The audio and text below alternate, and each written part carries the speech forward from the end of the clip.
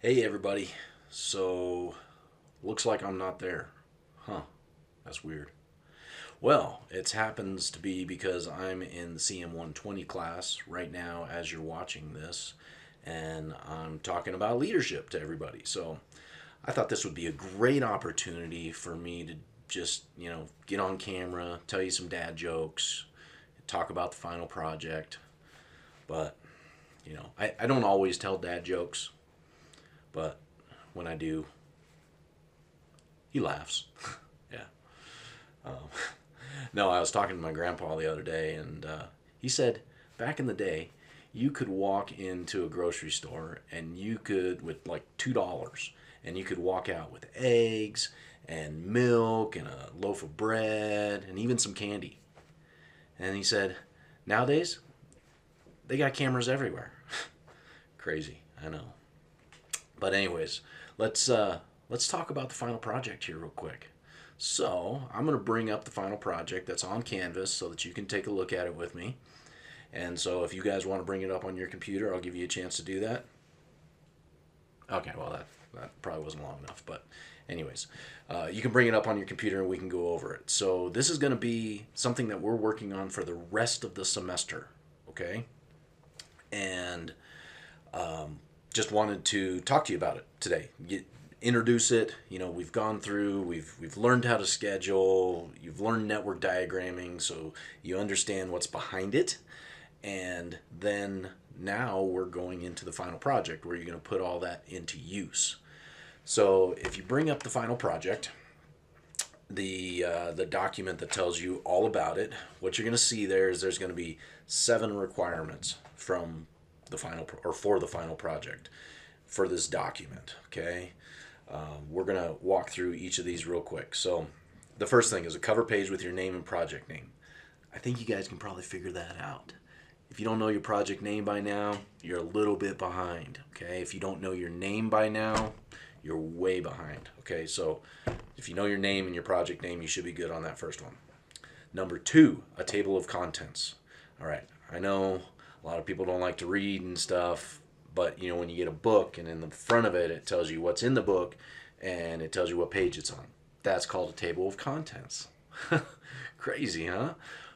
You're going to make one, all right? And so you're going to make a table of contents. Pretty simple. You're going to slap those two things together right on top of the rest of your final project. So the third one, this is where it kind of starts out here. And so if you look at this, takeoffs and durations. So in estimating class, you'll perform a takeoff for multiple trades. You're working on that right now. For scheduling class, you'll need to fill in all the columns with the production rates and durations for each of the items that you did a takeoff for in estimating. Any items that the estimating professor, that would be Enyas Droji, provided for you that did not come from RS Means, so she just gave you the unit prices. You do not have to do an RS Means code for, you won't need to do a production rate for a daily output. Remember, that's what it's called in RS Means. Okay, so you're going to fill in all those columns and you're going to turn that in. So you're going to turn in all of your takeoffs with the durations all filled in. So hopefully you've been working on that as you've been going through it, and that's going to be real easy for you. If you haven't, then I'm going to give you about a week of time that I'm going to talk about here in a minute where you're going to go through that. So the next piece of this is your schedule. Okay, so if you scroll down here, your schedule. Now this is going to look really familiar to you. I've been trying to prepare you for this, but it's going to be on 11 by 17, so you need to know how to do an 11 by 17 printout, and it's also going to be the same columns. So right here, there's a list of columns: indicators, task mode, WBS, task name. It's exactly what I've been asking you to do for all of your projects. So it's the same exact columns. You must show the critical path. Go ahead and turn that critical path on right away. You might as well do that instead of waiting till the end. All items must be readable. So once again, the Gantt chart and your columns all need to be on the same page wide. It's going to be like 10 or to 15 pages long, but one page wide. Okay, don't give me all of your activities on one page and then all the Gantt charts on other pages because that doesn't even make any sense. You can't even tell what that Gantt chart is for. So hopefully by this point, you're good on that. The schedule can be multiple pages, but it needs to be on one page wide. Okay. Complete the title block with your project name, scheduler, that's you, by the way, okay, and date. The schedule should contain the following summary tasks. Okay, these are the exact same ones that we have gone through.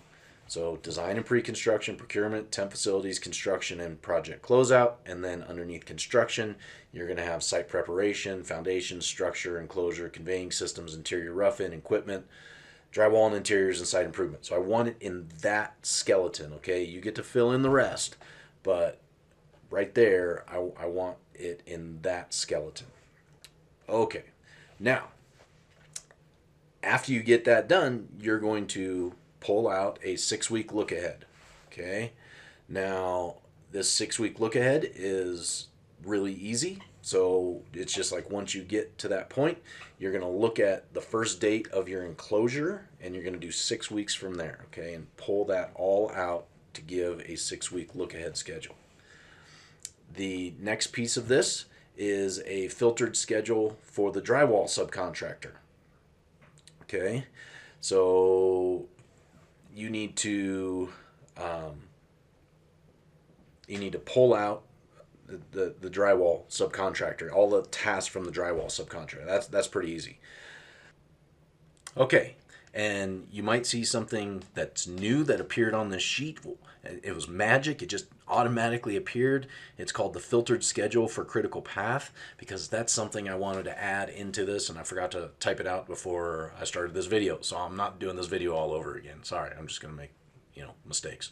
So you need to filter out a critical path schedule. Once again, that's just the filter button and you go to critical path and it filters it all out for you. But what that's going to tell us, it's going to tell us a lot of information because you can tell if your schedule is correct or not based on your critical path.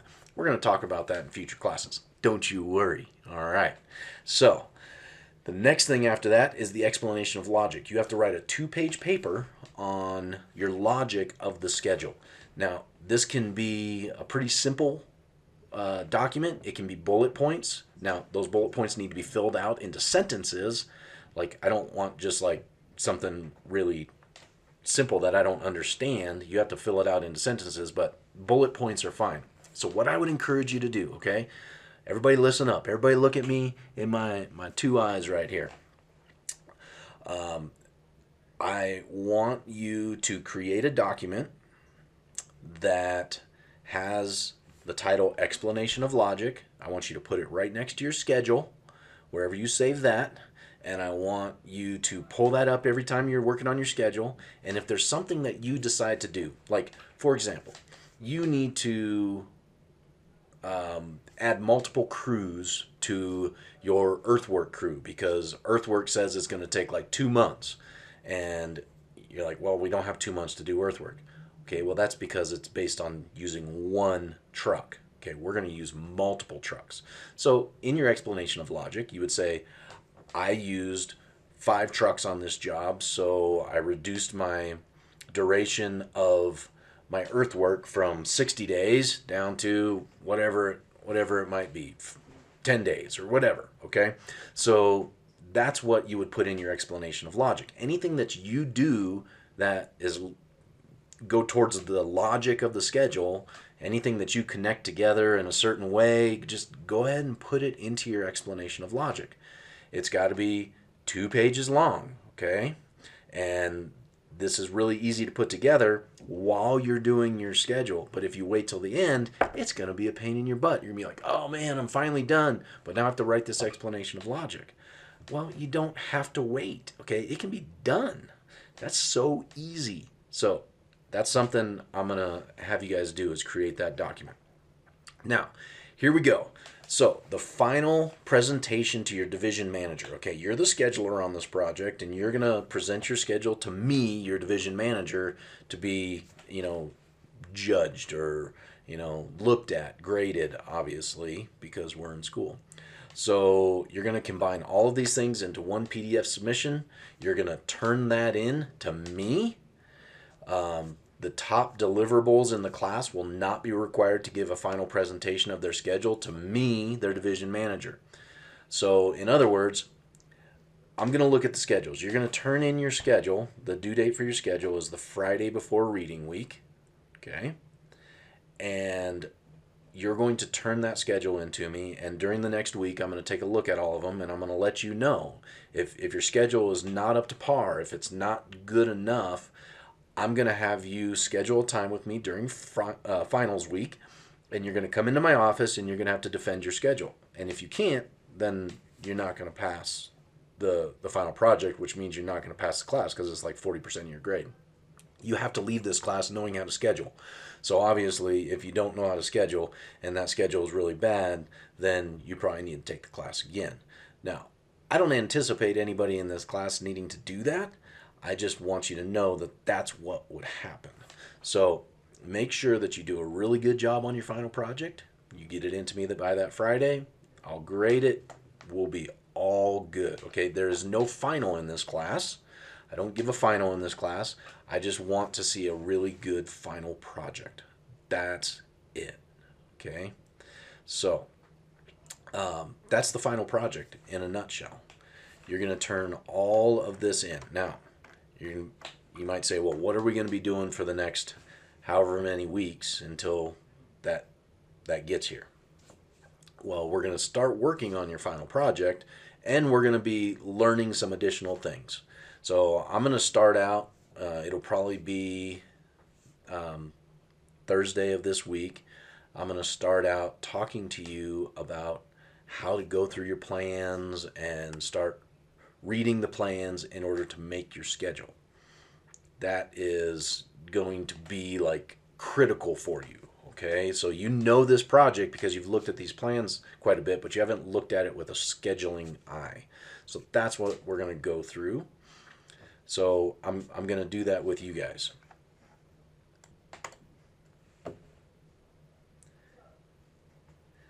Okay, let's talk about due dates, because there are intermittent due dates that we're going to hit. All right, and so just like all of the schedules we've put together so far, there are certain pieces that we're going to go through. We're going to walk through this just like we've walked through all of our other schedules. So the very first thing we're going to do is what? That's right, the work breakdown structure. So we're going to do the work breakdown structure first. And so you're going to have what we call the 90% work breakdown structure due on 3/28. So March 28th is your first deliverable for the final project. It's going to be your 90% work breakdown structure. Now, let me talk to you about how many lines we're going to have in this schedule. So you're required to have 350 lines in this schedule.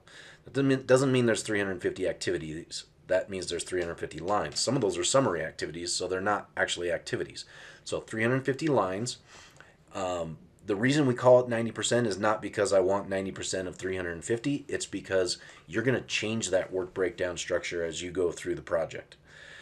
As you start seeing things, you can add things, all these, you're going to change it. It's going to change, all right? Your flower is going to change based on durations, how you connect things, what makes sense as you go through it. So that's why it's called 90%. You're going to turn that in on March 28th. That might seem like a long ways away, but it's really not because of spring break. So you've got all of spring break, and so basically you're going to have maybe a couple of weeks, and I'm going to be going through stuff during that time. So we're going to have some work days during that, but not a lot. So be prepared to start working your butt off on this work breakdown structure. 350 lines of it. Okay. Now, the next piece of this is that's due would be your durations. So you need to get all of your estimating spreadsheets done. You need to get the daily outputs in, and you need to get the durations in there. So that's your 90% durations. you should be able to fill out 100% durations by that point and not have to worry about it anymore. All right, so that's due 1 week later. So you turn in your work breakdown structure on 3/28. You turn in your 90% durations on 4/4, so April 4th. I'm looking at my dates here. And then, so we've got our work breakdown structure, we've got the durations. You're going to spend the next 2 weeks plugging those durations into your work breakdown structure and starting to connect all your activities with predecessors and successors and plugging in all your resources and doing all that. So your 90% schedule is due April 18th. April 18th. Okay? That will come up really, really fast. So 90% schedules due then. So really you have a good chunk of your final project done by that point. 1 week later, so the next Friday, which is April 25th, which is the Friday before reading week, your final project's due. Okay? So, the end of April, your work breakdown, or I'm sorry, at the end of March, your work breakdown structure's due. Then we have the durations due a week later, because it doesn't take that long to do those. And then 2 weeks later, we have your 90% schedule. And then 1 week after that, your final project is due. Honestly, these 90% are just to keep you all on track doing this. Obviously, they're worth points, so you need that. But it's to help you work through the process so that this final project is not overwhelming. It's not like you get to the end of April and you're like, holy crap, I haven't done anything on this and I'm going to have to throw it together. No, you're going to have a good product when you're done because you've been working on it for literally a whole month. Okay? Month and a half. And that's the goal here. So those are the intermittent due dates. I'm trying to think if there's anything else that I need to tell you about on this. Not that I can think of right this minute. If there's something else that comes up, I'll say it. Now, what I want you to do for the rest of today is I want you to get a file set up, a Microsoft project file for your final project. I want you to get that set up. I want you to plug in all of these columns, and then I want you to plug in all of this skeleton, okay, that we've talked about. Make sure you have it all in there. All right. I want you to save it in a special folder wherever you're going to save your final project. And then what I want you to do is I want you to open up Microsoft Word and I want you to save a file called Explanation of Logic. This is going to be saved right next to your schedule so that you don't lose it. You definitely want that to be there so that you can just open it up and you can plug things into it while you're working on your schedule. That's the whole goal, is just like not to have to worry about that at the end, just to take notes on what you're doing while you're doing it. Okay, so at the end of today, you should have your final project document all set up. Make sure you do all of the things like auto schedule and all of those things we talked about when we're doing the Microsoft project training. Make sure you do that. Make sure that you have your explanation of logic.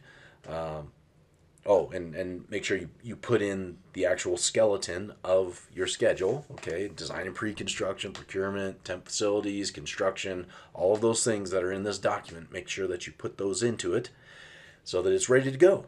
And then on Thursday, we're going to begin looking at some schedules, and then next week we're going to probably start looking at your plans specifically, okay?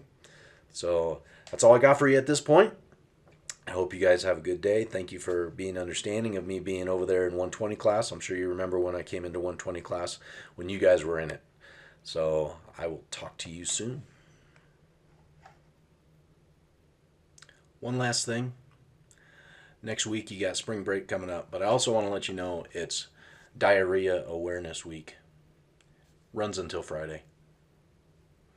So make sure you go outdoors. It's a lot safer than going out windows.